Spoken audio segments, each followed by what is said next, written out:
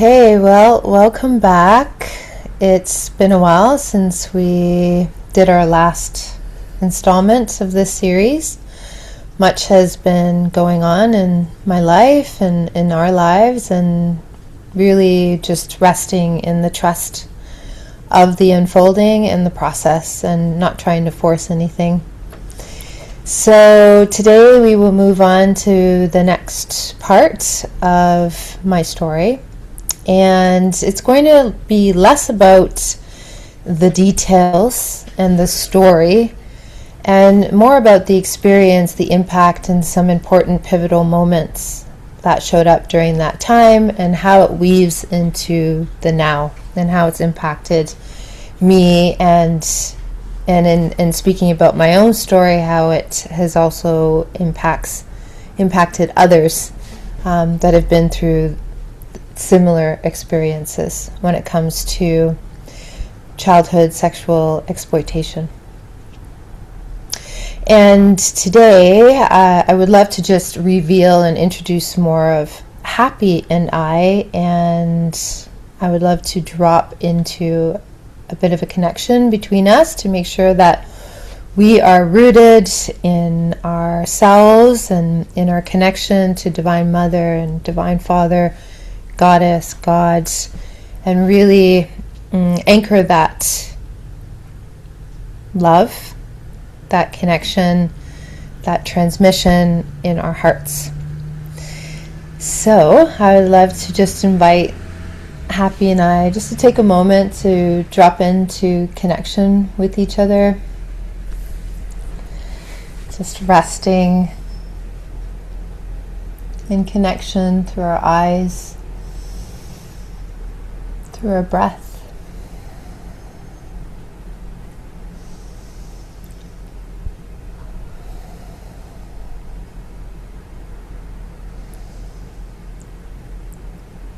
And our hearts.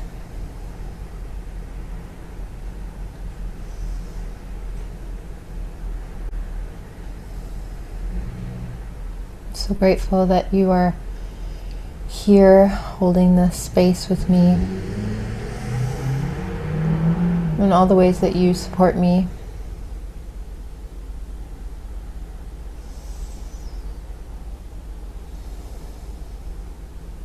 And I pray that our audience now and maybe generations from now receive exactly what is needed for their growth, their evolution, their hearts, their healing, their remembering.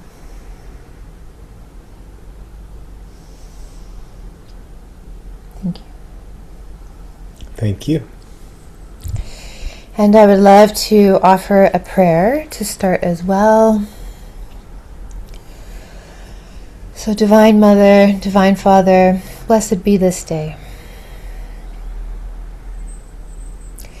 Thank you that my vessel, our vessels, is a transmission of truth, is a transmission of your love, of your grace, of your holding. May my words be your words. And thank you for guiding every moment of this transmission, this conversation. And I pray that all is restored to the truth and beauty of love. As within, bless you. As within, so without. As above, so below. And I pray that this union unites in our heart space and connects out into the hearts of everyone watching this now or in the future. And I pray that this is for the highest good of everyone involved. Aho.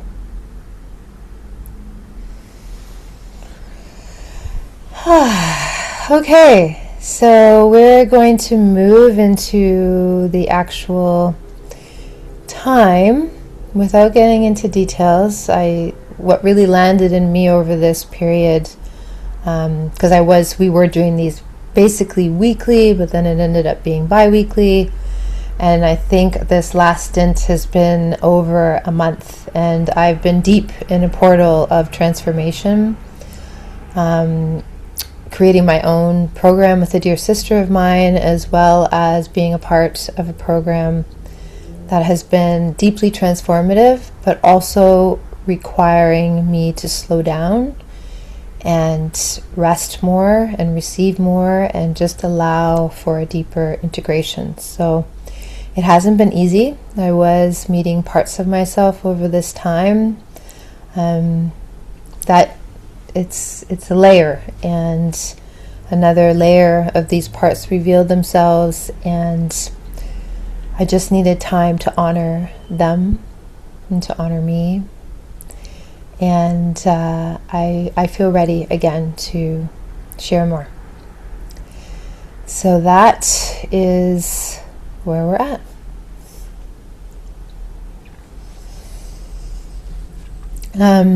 I believe where we left off was when I was in the group home, and it was just before I would have run away.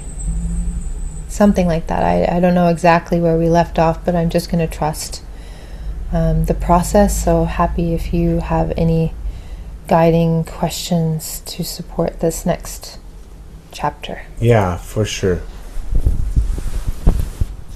Mm-hmm. So after being abandoned by the adults in your life, mm-hmm. who purported to be family, yep, you found yourself homeless, and in the care of the state, the government, and they placed you in a home for girls who were like a risk of running away. Is that right? Yes, I was placed into those high-risk group homes for runaways after the first few times that I ran away from the group home. And how old were you when you first entered a group home? I was 13. And where did you run away to? I ran away to downtown Toronto, more specifically the Eaton Centre. Downtown Toronto, which is very different now. We were there recently and so much has changed. Okay. And you ran away a couple of times from sort of regular girls' homes? Yes. Yep. We ran away with if at least one other girl. Other times, at different times, more than one of us would run away. And I'm not going to mention names, so just bear with me, because I'm making a point not to mention any names. Perpetrators, no names. So, yep. The first couple of times that we ran away, we ended up at the Eaton Centre, and we would go to the lockers and put our stuff in a locker, and I was above panhandling back then. So I did not participate. I was actually very embarrassed when the other girls were panhandling, and I really appreciate that they did, because we'd usually get enough for a meal. Other times people would just offer to buy us a meal, and at other times I would have grown men pick me up, and I would secure us a place to stay for the night by going with them and sleeping with them. And that also became a survival pattern at that time. So that was sort of your first experiences of child exploitation, was securing a roof over your head on a sort of night-to-night basis based on this exchange. Yeah. This exchange. Okay, so you were learning something about your value or the value of your body, or something must have been dawning for you in your 13-year-old psyche about what you were up to in this world, or what you were capable of. I mean, can't even imagine what it's like to have been abandoned by your adults to the extent that, what does that tell a kid about her value? Mm-hmm. And what's it like when no one is really invested in you as a child? There's this like total finding your way on your own, and obviously the group home didn't suit you for some reason. So I'm interested in how that was starting to shape you, these early sexual exploitation transactions. Yeah, I was very disconnected from my body at that time. It was a pattern that I had started in childhood, disassociating from the abuse that I went through in order to get through it. And so I was disconnected from the behavior, and that's essentially how I managed to do it and get through it. There wasn't a connection to the pain of it. There was just a numbness. But in some sense, did it give you a feeling of agency? I mean, just because I think for a lot of people who aren't acquainted with street life and trauma, it might not compute that you have a place to sleep at the group home. Yep. So what's going on that makes this running away and engaging in this sexual transaction, what makes that more desirable for a 13-year-old? It's a loss of hope.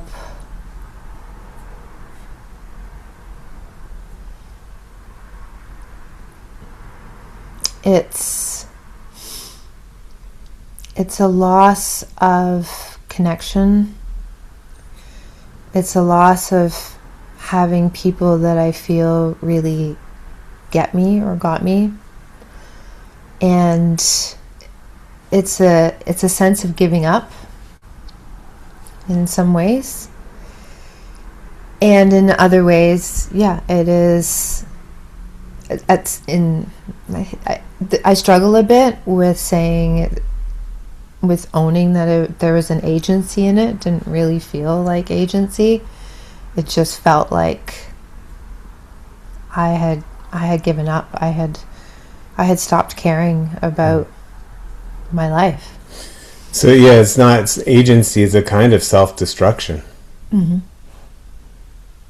Which I think for people in despair, sometimes it feels like the only agency you have is self-harm. Mm-hmm. Okay.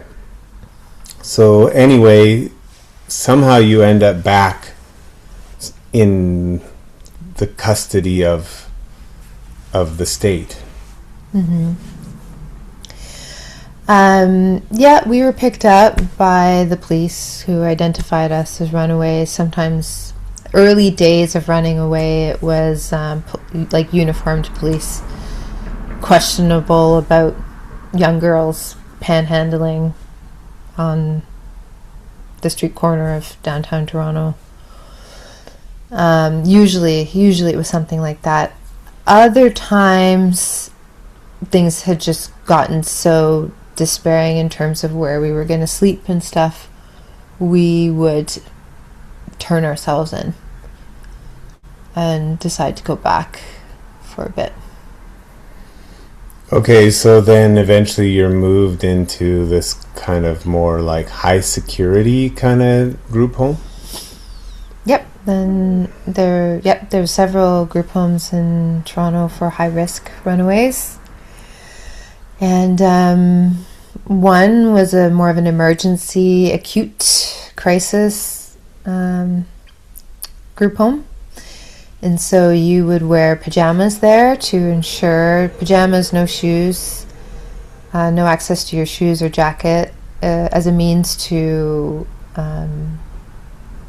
encourage you to not run away, especially in the dead of winter, which it was many times when I was in those group homes. And then after that, you were placed into I was placed into a more longer term, high risk group home for runaways. And you would stay there for, if you stabilized, then you could go back to your other group home if that was still available to you, because, you know, beds are hard to come by and the system is overrun. And if the bed was still available and if that group home was willing to take you back, which I was lucky that the group home that I originally was put into was willing to take me back at times until they weren't. And yeah, that's about all I want to say about that. Okay. And I know your intention is to weave in some more of like the present moment and not just tell your story in a totally linear fashion, but to make some connections to where you are now and how you make your way through life now. So I wonder if at this stage, which is just before things really tip right over into trafficking, if there's anything that you want to identify from that earliest period of total abandonment and being in the group homes that's formative or that shapes your understanding of your purpose now as an adult. Yeah, another contributing factor to me originally running away from my original group home was I had a first love at the time. You know, I have a past, you have a past. I had a first love who was very significant in my life. It was one of the first times that I felt seen and heard for all of me. Like I remember some nights with him where I was in a really dark place and I would be drinking or something and feeling suicidal, and he just held such beautiful space for the first time that I had ever really experienced that, furthermore with a male. Mm-hmm. And just for context, we should identify that this was another minor. This was a 16-year-old boy when you were 13. Yeah. Yes. And also someone close to street life. Yeah, no, not someone close to street life. That later became it. Mm. But when we met, I was in grade 8, he was in high school, and we were introduced through a friend of mine in grade 8 at the time. And he was on his own journey away from his mother and living with his aunt because of just family dynamics and circumstances. He was sent to go live with his aunt in Oshawa. His mother was in Montreal. And it was I guess the plan was that it was never going to be permanent. And so he did end up leaving to go return to his mother. And when he left, it really hurt my heart, because it just felt like, well, I have no point staying here. I'm not happy at this group home. The group home life is very unstable and unpredictable, and I was sad and hurting, and I didn't know how to process those feelings amongst all the feelings that I was already bringing into being in the group home. And when he left, it really broke my heart, and I just decided that I wasn't going to stay. Would you say that the experience with this boy was like your first experience of being loved at all? No. I've had family members over the years, like my auntie, and mostly my auntie stands out for me as being a significant, loving woman who just overextended herself to show love to me, and so she's the one who really stands out. And there were others. I know the brain likes to, for a long period in my adult life, my brain would get so fixated on the pain and the hurt that it was hard to open up the lens and see that I did have people who cared about me, and some of them were teachers, coaches, and yes, my Aunt Rose, my cousins were very important people in my life. And in terms of romantic love, I mean, I had a stint of having a boyfriend in grade 5. You know, where you'd get your friend to go tell them something because you can actually talk to them, or the gist of our relationship, because it was secret, especially with my adoptive mother, had to be. The gist of our relationship was walking me home and getting a kiss, which was a big deal back then. So beyond that experience, and a couple others dabbled in there, this was my first experience of a real relationship. And I constantly say this because people will minimize the impact of teenage love. It's like, oh, what did you know about love? Well, I can tell you now, just about to embark on my 46th birthday, that looking back over my relationships, this was a significant turning point and experience of love. So yes. Mm-hmm. Yes. Mm-hmm.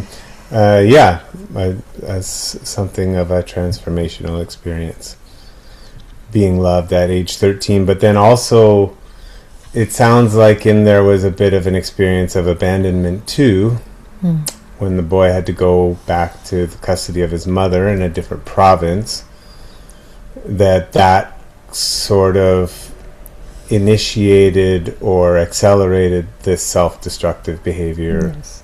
Running away, transactional. Yeah, I have nothing to live for. Mm-hmm. Kind of this narrative playing out, and nobody loves me. Nobody loves me. The people that I love leave. Yeah. Well, and when you're young, it's like the loss of your first love.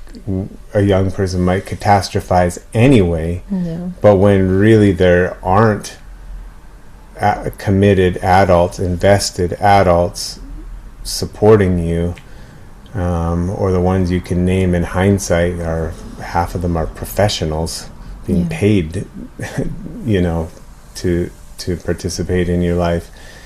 I could see that would be extremely painful, in addition to the pain of your whole life up to that point. And so almost like you're going along at one level, and then you get a little boost, and then a drop that feels like now you're lower than your previous low. Yeah, and seeks to affirm a belief that was imprinted in me way before he came into my life. That love doesn't... In my counseling training, I named it as love hurts, love doesn't last. Right. Okay. So that's an early experience of like a hopeful love that ultimately leaves you in despair. And so you're at this, like, in these homes for high risk girls, and you still manage to run away. You still manage to escape, and you end up in you go from this kind of exploitative, transactional child sexual abuse to actual experiences of being trafficked. Do you want to talk about that now? Mm-hmm. Yeah, I was creative. I was creative. Well, I am creative. I'm mischievous. I am innovative.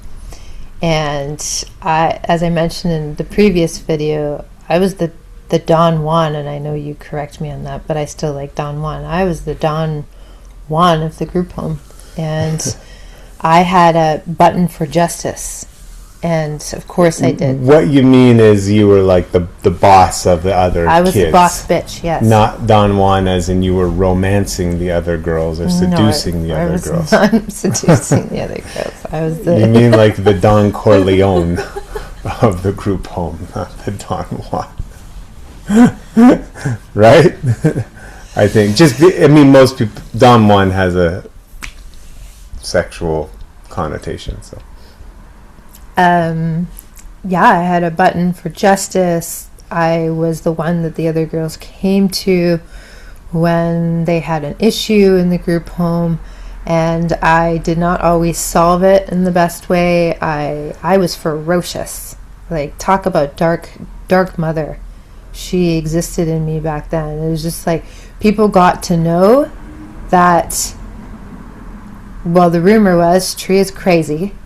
And I wouldn't actually have to fight or anything because the vivaciousness or veracity of the anger that came through me, it was more than enough for them to be like, okay,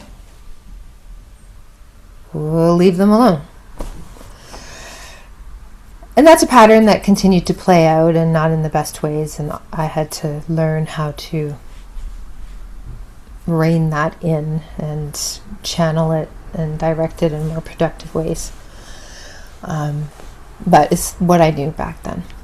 And I love that part of me. I do. I love that part of me. So if anyone out there who has especially women, when you're told that you need to be the good girl and you've kept it all in and silent and molded yourself to be everything you thought that you had to be for everyone else, including dimming your emotions, that emotional part is so powerful, and I just had to learn how to channel it through my body without it blowing out my circuits or harming anyone else. So, sacred rage. Okay, so getting back to this moment when, yes, so the other part about my innovation is I would orchestrate some epic runaways. And the group home staff got hold of this. They knew that I was going to be the ringleader of something. They tried to modify, because whenever we went out for public excursions, we'd always have staff with us, watching us. They would let that up a bit if they felt like we were all in a stable place, so to speak, where we weren't going to run away. But they were aware that something was in the atmosphere. And so they tried to modify where they took us to play basketball one day to a very rural place, more isolated. But I went forward with the plan, and the plan was, for anyone out there trying to plan an escape, we were playing basketball and just act like we're into it, we're loving the moment, we're enjoying this time, but then I'm going to throw the basketball farther outside of the basketball court, and one of the girls, the one who was going to run away with me, was going to start chasing after it. But she's not going to get the basketball, she's going to keep running. And the moment she does that, I go. I think there was one more who went too.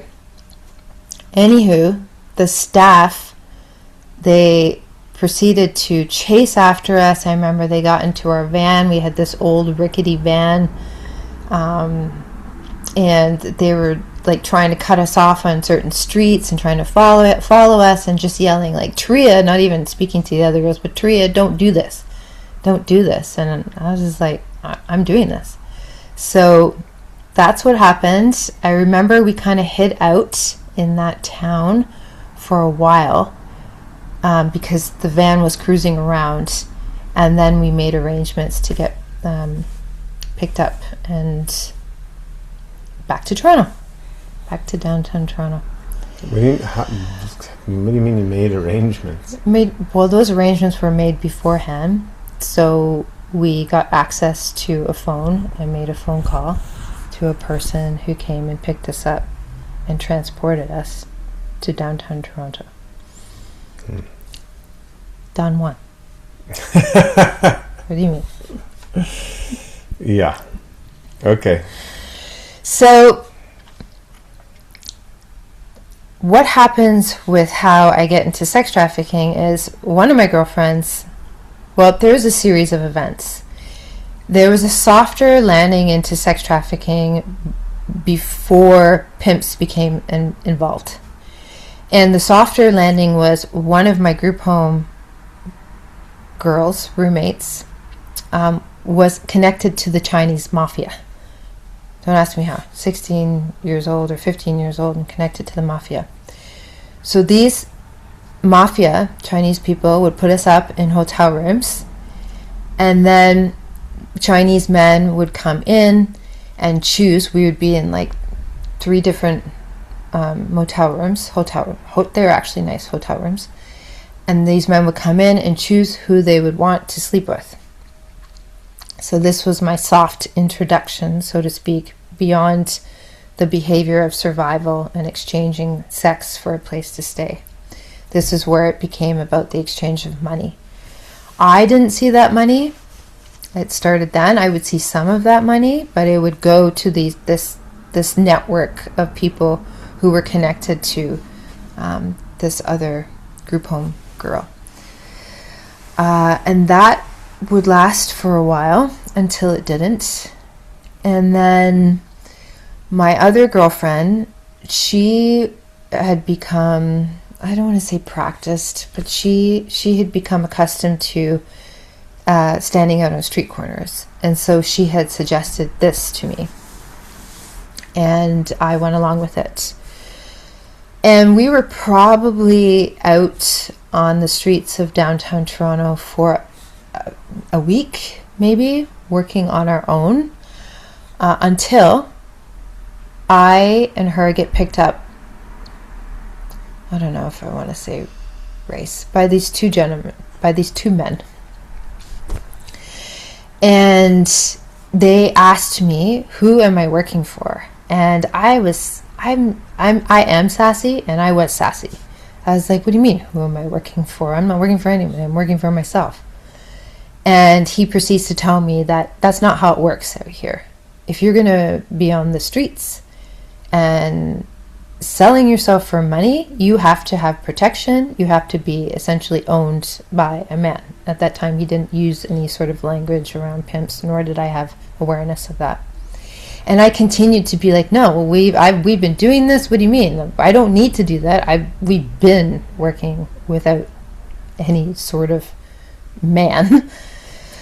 And that's when he grabs my head, and I will avoid graphic details, but just to preface that this is a bit more graphic. He grabs my head and he starts banging my head off the steering wheel.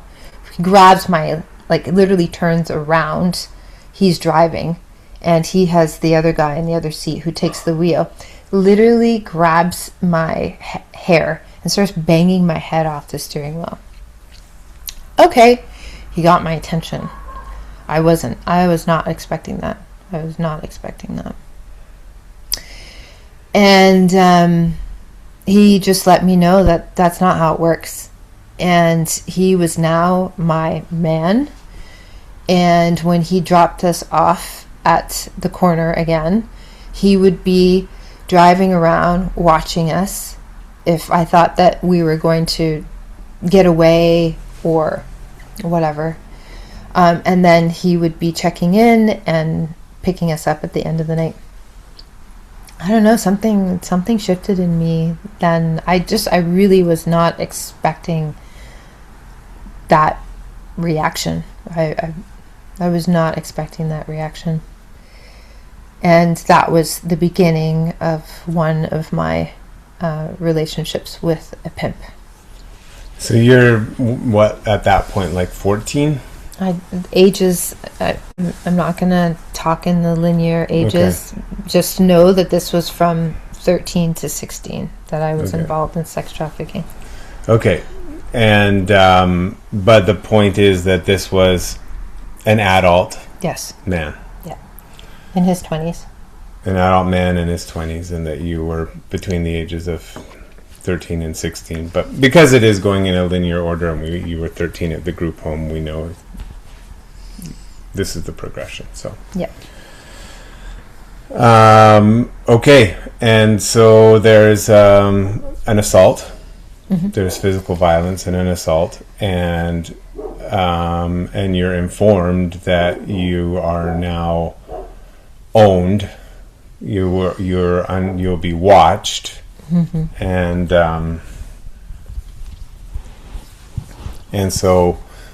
And this is, what are you thinking? Like, okay, this is what my life will be like for the next little bit, or, I mean, where does he take you at the end of the night? I mean, I don't really know what I was thinking. I was just so frozen, maybe, from that experience. I was so shell-shocked that he put his hands on me. Like, this is somebody I didn't even know, and he uses physical force to let me know what's gonna happen. And so, yeah, I was frozen. I was scared.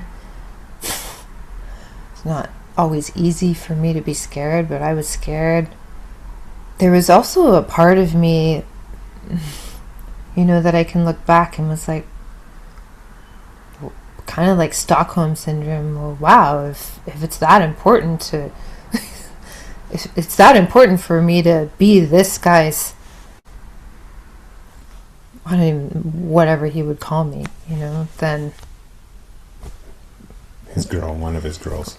Well, at the time I didn't know it was one of his girls. But I was like, if he's kind of like Stockholm, like if he's willing to go through that, it's just like a specialness that comes in or something. It's really a weird thing for a young brain to understand. Well, especially when there's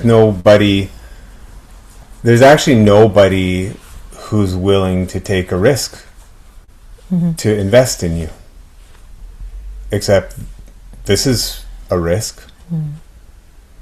I'm just kind of guessing at the subtext, at what's going on, could be going on, is like someone's actually in a perverse way, extending themselves to let you know they're invested in you.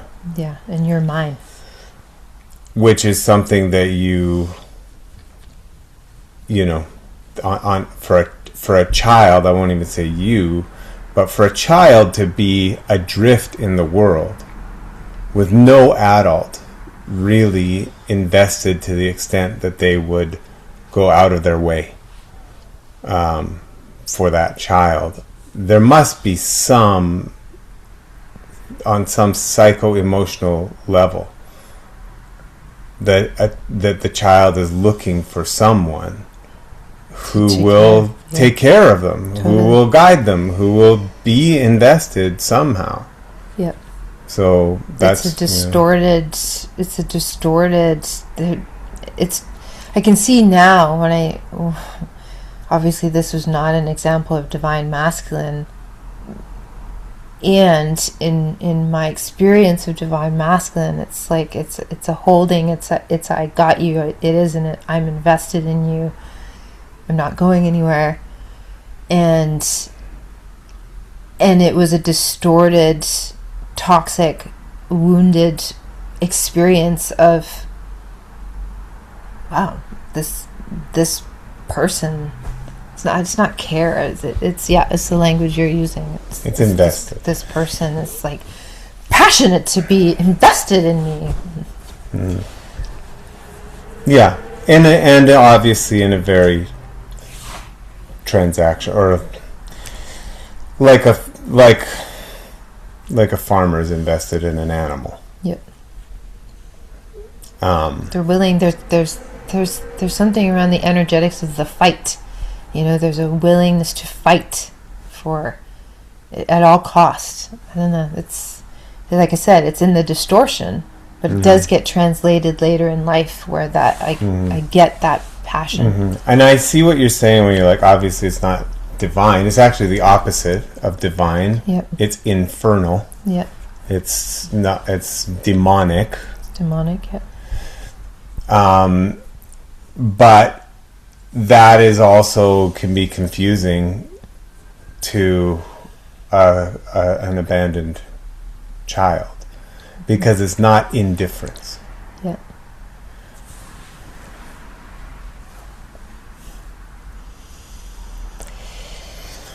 Okay. But that's a very intense part of the story. Yeah. Okay. Do you have somewhere that you feel like you'd like to go from here, or should I keep asking? Well, so this continues, the violence in this experience escalates. I have moments of standing up to this guy, and what the response to me, anytime I access some anger and agency, is that will not be tolerated, and the beating gets worse. The beatings get worse. So I don't want to. That sassiness and that fire in me was there, and whenever it would come out, the beating would escalate, and then it would get dimmed again and locked away for a period of time until it would surface again. It's kind of a pattern of my life. Well, and it also, my nervous system. I mean, you and I have been a couple for years now, and we have our fights, our arguments, right? And it's easy just to get pulled in, like, oh, you're just having the kind of argument that couples have. But there's always this kind of background energy, or knowing where you refuse, like there. I would say I find you quite unyielding when you are standing for your passion, when you're standing for your feeling. Like there's a real refusal to dim it, and so that makes the dynamics of a pitched argument kind of interesting to navigate. But it calls me to actually be like, to be steady. And it's amazing the times that you actually show up as the steady one when I'm being immature myself, So yeah, just like it kind of cements further my experience of how impressive you are. I often describe you as the most impressive person I've met, because how you relate to people, like based on your own experience and the other people you've known or grew up around or whatever, and your experience is completely unlike anyone I've ever been close to. So it doesn't like, I don't even understand how you become a loving adult when like supportive love was not a part of your formation.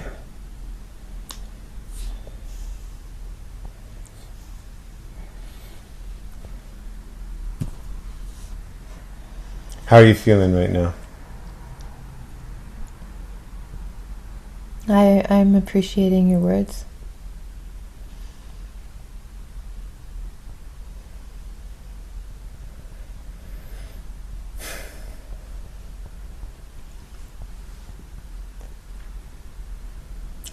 It's, we've talked about your story privately quite a lot, and it's kind of on my mind that this is like in pretty intense material, and I wonder what it communicates, that there's I don't know, some level of comfort for us talking about it. I don't even know, like, when there's a bit of a giggle, if it's like a discomfort or just a recognition of how preposterous and absurd it is for a child to be abused like that the brain is like, doesn't compute it as something other than absurd. But I mean, what would you say if people are kind of watching this and being like, this is horrific? And I don't know what you think about the tone of our conversation relative to the intensity of the material. Yeah. I am at a place in my journey now, and I have invested a lot into myself. I have invested a lot into holding space for all parts of me. I have invested a lot with the support of so many beautiful people, including Happy, where I know what it's like to sit with darkness and to sit with just a depth of pain that is inexplicable in words. And I know anyone watching this can relate to pain. And I have learned to not stay there, to not drown there. I used to drown there. And there are still moments where my humanity is louder, and the voice of, I don't want to be here, or I don't belong here, nobody gets me, nobody loves me, the old, younger parts. Even just recently I was presencing with some parts that were super aware of themselves, super self-conscious, a persecution wound alive and well. And I also have cultivated this beautiful capacity with the support of amazing mentors to have just a percentage of me going through the experience and a bigger percentage of me holding space for the human going through the experience. And so when I weave between these landscapes of human and divine, and now that I have more access to, whether you call it your higher self, your witness self, your God self, because I believe we're God, and blasphemize me for saying that, I don't care. You are God watching this. You are Goddess watching this. And when I have more access to that part, I can laugh. There's humor. There's so much humor in the beauty and the horror of it all. And that's just my truth, and that's just where I'm at. And I wholeheartedly believe that. I wholeheartedly believe that there's a beautiful tapestry that has shaped my life, and it's a miracle that I'm here. And sure as heck, I'm gonna laugh about it. I'm gonna laugh about it. But there was a long time where I couldn't find the humor in it, and I was drowning in it. And so part of the intention of doing this is to show, yeah, I'm going to be 46 and I do have a heart that has a huge capacity for love, and it was born. That heart was born from incredible pain.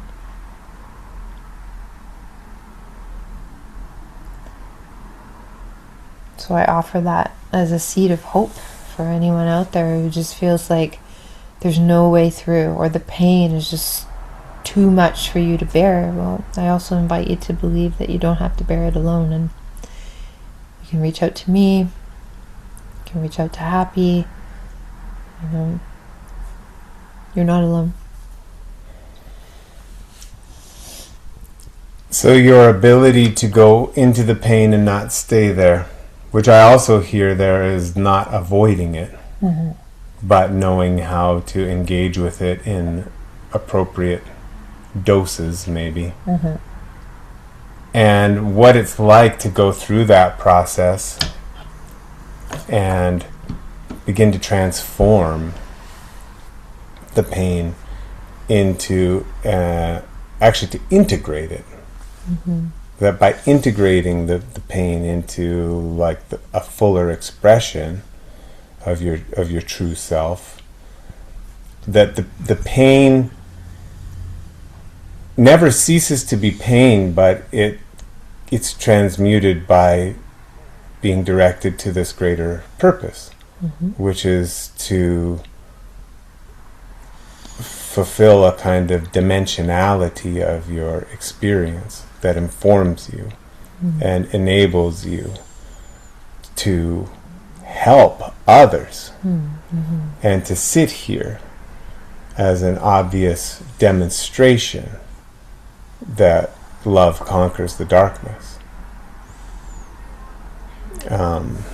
So that's a little bit of alchemy. Yeah. Spinning the dark material into gold. And yeah, that's what I'm hearing from that beautiful response that you just shared to the question of how we talk about and deal with this intense material.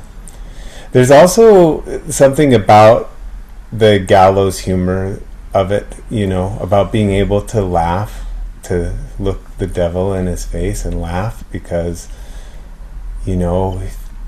that in the end you're aligned with something that is far greater. And it's a kind of a triumph in a way to be able to see the absurdity of your own abuse and to cause the body to respond in that beautiful involuntary way that is like also a processing and release of energy. That's laughter. Yeah, totally. 100%, my love. Most of that dark humor will not be shared in public. And we love our dark humor. We do. He's a Scorpio. I'm a Scorpio rising. So you do the math. It's a survival technique. If you don't want to get snowed under by this stuff, you've got to engage it in clever, brave, and loving ways. That start to melt down its edges in some way. Yeah, let's do a time check. I was just gonna say, let's do it here. Do we know how long we've been running? No. I don't know when we started. Well, maybe let's just go according to feel. I can go a bit longer. Okay. Yeah. Okay. So we've just covered the kind of the inciting moment where you've crossed a threshold from being somewhat more voluntarily involved in the child sex trade to the extent that a child can be voluntarily involved. That's already wrong. That's what I'm saying is wrong. But speaking from the perspective of your younger self with the original arrangement through the mafia types, there was a sense that you had a little more freedom to come and go. With the softer... Yeah, we were saying it's softer. It's still trafficking. They're still pimps. It's still a crime of child sexual abuse, so I don't want to soften it much. Yeah, there's also massage parlors in that time, also Chinese. One of the ways that they really... Well, I'm not Chinese, I don't... I know you didn't want to name races. You named the original race of traffickers, and then the next race of traffickers we're leaving to the imagination. But I think that's totally okay. Okay.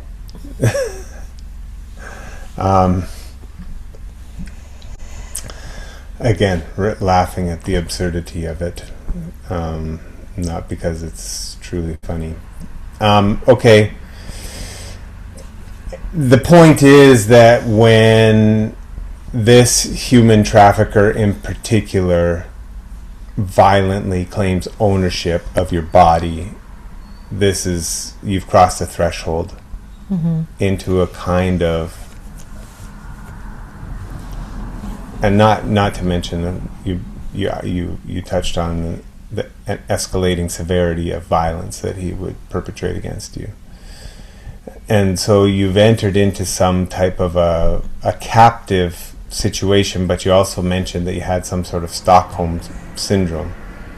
So this would be hard maybe for a lot of people to relate to, but I think it's understandable through the lens of a totally alienated child. Yeah. Okay, so what's next for you in this life? Eventually you manage to sever ties with this, you're saying pimp, I'll say human trafficker. So the gist of daily life, being trafficked, is sleep, get up, get ready, go to work, go to the streets, aim for a quota of money dictated by my pimp, go back, perform sexual favors. Sometimes that meant having to sleep in beds with other of his girls.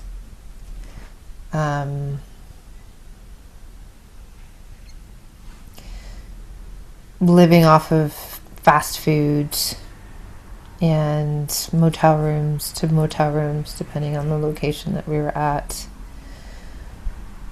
Abuse, whether it was me standing up for myself, or he's just having a bad day, or he doesn't like something that I say, or, like I said, he's having a bad day. Or sometimes if I'm not making enough money,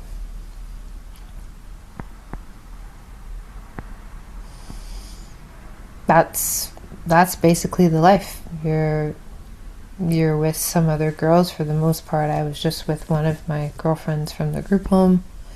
Her and I would work together.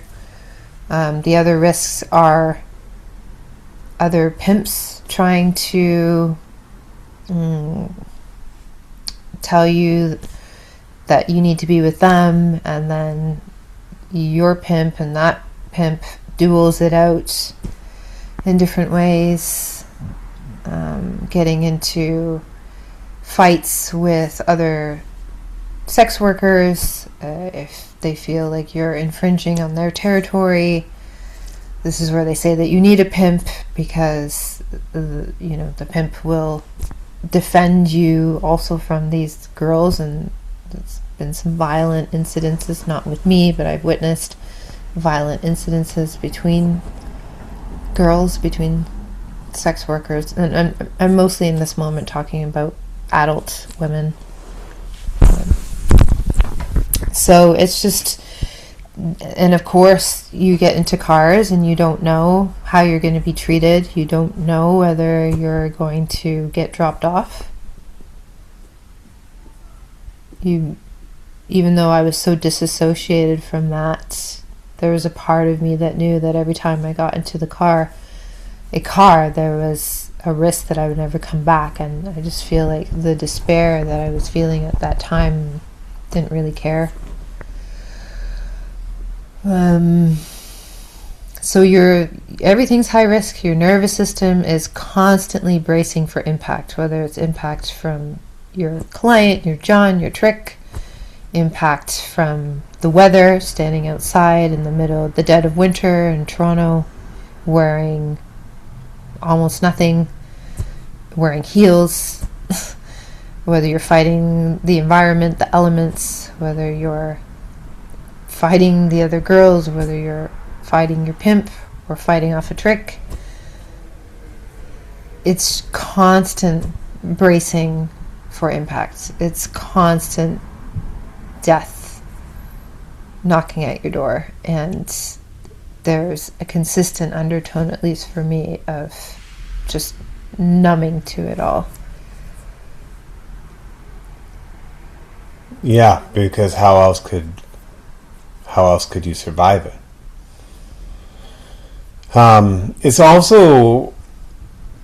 It occurs to me as flabbergasting that it was a time not that long ago, like in the 1990s, where a 14-year-old girl would just be standing underdressed on a street corner, and thousands of adults would drive by that child and ignore that this kid was desperately in need of care.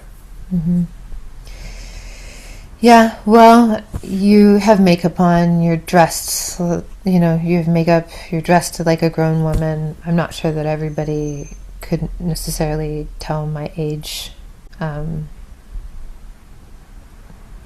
Yeah. It's not like I was forthcoming with it. You're well trained that you're not going to say that you're 13 years old or 14 years old. You're going to lie and you're going to say that you're 18, because you risk being picked up by an undercover police officer. Sometimes I would be picked up by an undercover police officer and you'd get away with a ticket. Other times, specifically with a task force called the Juvenile Task Force in Toronto, who knew me, who were well aware of my involvement in sex trafficking, they would be on the lookout for me. They would actually be going out and specifically looking for me. So sometimes they would just pull up and then it's like, "Hi Tria, get in the car." And that's the end of that. I'm brought back to the group home. Before that, I'm questioned about who I'm working for.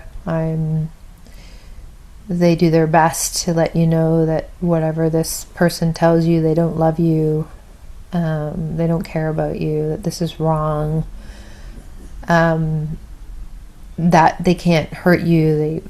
Whatever threats they've made to you or threatened you with, I shouldn't worry about because the police will protect me, and so on and so forth. But I had a loyalty to what I was a part of, and also a shame. And there was loyalty, there was shame, and there was also fear about the threats that were made to me. And there was also, you get attached.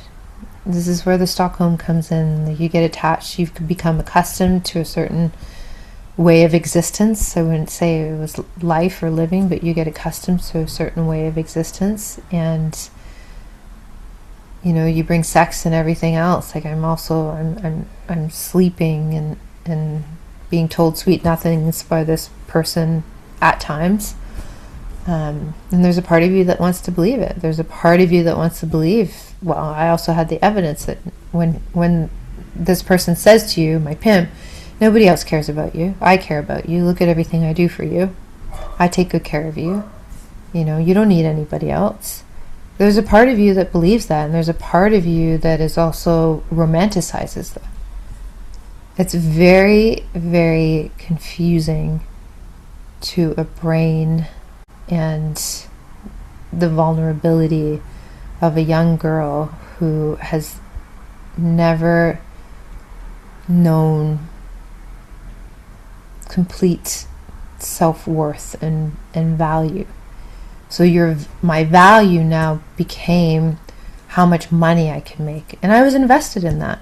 I was telling you that instead of, if I had to make $500, instead of thinking, oh, I should stash some of this away so that I can make my escape, I wanted to be known as the girl who was making the big bucks.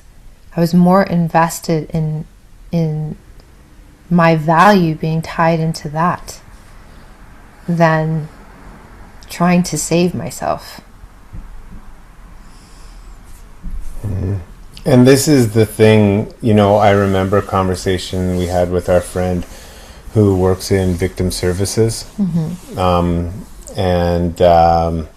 with a lot of underage girls involved in sex trafficking, human trafficking, and the psychological grip that the traffickers often or commonly have on some of these kids, where it's a whole other barrier to the extraction of the child from the sex trade, is that there's something tips when it's like, this is your adult, this is your father figure, and your husband in one, and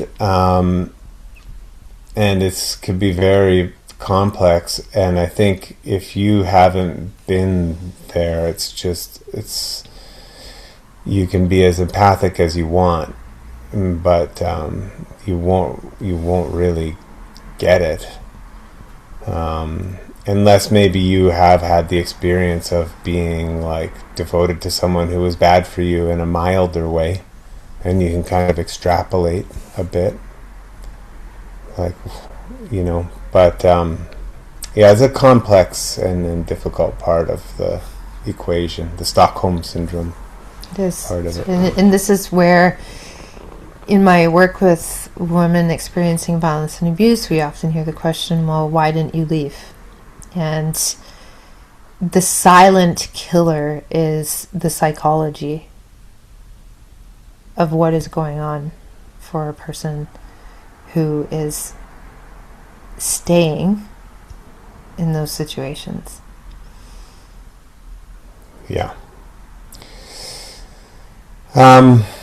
Well, would you like to weave this into something related to what you are currently up to as a way of closing the conversation?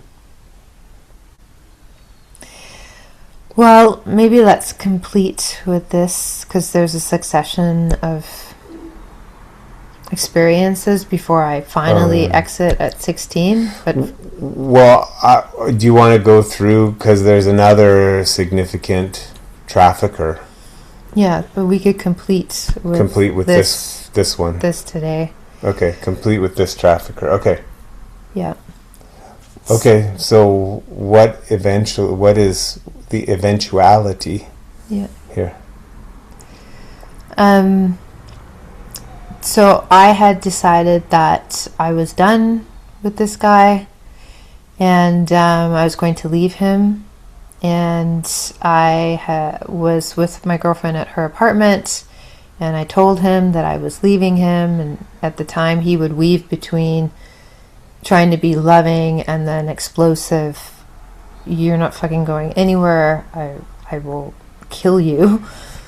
And me standing up like, I don't care, buddy. Like, just try. I dare you to try. And somehow we ended up in an agreement that he was going to come to this apartment and I would meet him downstairs. And I was firm in my resolve that I was going to go downstairs and let him know everything I was so brave to say on the phone, that it was over and there's nothing he could do about it. And I remember I was wearing like knee-high boots and some little dress, and I'm going down. He's downstairs waiting for me, and I'm firm in my resolve that I'm going to stand up for myself, and this guy's going to get it, if I have to fight back or whatever. And that didn't go according to plan. It immediately got very violent to the point where, and this was in front of a building in the dead of winter, without getting into completely graphic details, it was a bad beating, and police and ambulance came, and I'm in the hospital, and the police say to me, that's the same juvenile task force, like, Taria, is this it? Are you ready? Are you ready to put this guy away? And I said yes. And this would be the first experience of going through the whole judicial and court process with this guy. He got a minimum amount of time, I think like 5-6 years. He was out at 3. I remember in my early 20s when I transitioned into stripping. He was at this club that I was working at, and I was scared. He proceeded to kind of try to threaten me, more so in terms of like, well, there's other girls in here who, are going to get you or whatever. And at that time, the juvenile task force had actually circled around very synchronistically, to my remembering, into my life. And so they were aware that he was making rounds at the club, and I think took care of it in some way, because I did not see him after that. But the point is, he got like 6 years and maybe did 3 of that, and didn't look like his appearance at the strip club did not look like he changed for the better. It looked like he was up to the same old stuff. And I think, if I can recall, still trying to put the preposition out there, of some sort of reconciliation. Yeah, just insanity. So that would be the closing of that chapter with him. So there's a severe beating where you end up in hospital. Mm-hmm. This beating takes place in public. At night, but in public, on the street. A grown man. Beside my building, so there's a parking lot. There's this tall building. Okay. They're screaming. So yeah. And it's in a major city. Yeah. I'm just saying, people must have heard or seen. Oh, definitely. People definitely heard and saw a grown man beating a girl into hospitalization. Mm-hmm. So that's one thing to put an exclamation point on. Yeah. Because I know that experience of nobody helping is significant for you. Yeah. And then going through the process of sending him to jail, and again, an exclamation point, that in our country, Canada, you can enslave a child, beat a child, rape a child, send a child out to be raped by other men, and rob the child of whatever money comes in, and what that gets you is 3 years in prison. Yeah. So that's worth noting too.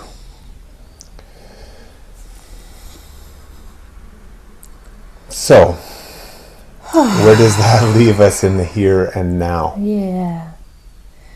Well, in the here and now, I'm alive. I'm alive and well, and here to tell my story. And yeah, there's hope. There's hope, and we're living through a time where so much is being revealed, and the shadow of sexuality is coming to the forefront, as it should, because that's the only way it will be integrated, is to come into the light. And so I invite more of us to find the people. You don't have to do a video on YouTube, by no means, or you can, but just find the people that you can have the conversations, talk about the things that we don't talk about. We don't talk about all of the shame surrounding sexuality and our self-worth, especially as a woman, and where our value has been attributed to for the longest time in terms of our desirability, or the way that we look, or how desirable we are in terms of sexuality. And it's a challenging time that we're in. It's also an incredible opportunity that I am so open and available to be a part of, and it's a big part of the work that I do and the service. What happened to me and what happens to so many millions of children out there in this world is not isolated. It's real, and it's happening, and until we're willing to have these challenging conversations and to sit with the uncomfortable emotions that come up by hearing stuff like this, but to also know that there is a way through, we got to be willing to sit with the discomfort. We got to be willing to hold space for one another. And be honest with ourselves, because we've all participated in this in one way or another. One way or another, we have all participated in the shadow of sexuality. And I would take that even further, but I'll leave that for another conversation. For now, I'll just say we have all participated in the shadow of sexuality, and we are all powerful to be able to participate in the evolution of our sexuality as well. So thank you. My dark feminine coming out there. Thank you for witnessing. Thank you for holding space. And there's more. We're going to continue on with this. I'm not in control. I trust Divine Mother, Divine Father to guide the process. So my intention is to come back next week. If I don't, it will be perfect timing. And please, information will be below about how to get in contact with me. I'd love to hear from you. I'd love to hear your voice. Really about anything. Just anything you want to share about your personal experience. I just want you to know that I'm here and I'm available, and I don't bite, mostly. Yeah. Yeah. Healing is available. Transformation is available. And, I mean, to me, whatever somebody's dealing with, whatever amount of pain, abuse, heartache someone's dealing with, there's never been a better example of what's possible in terms of overcoming what's holding you back in your life. whether you think you're stuck with what happened to you and what it's made of you, that you are just how you ended up because of circumstances beyond your control. Turia's story reveals that that is not the case. There's an opportunity to find yourself living a life that you love, that is uplifting and enlivening to yourself and to everyone you care about. And thank you for listening. Yeah.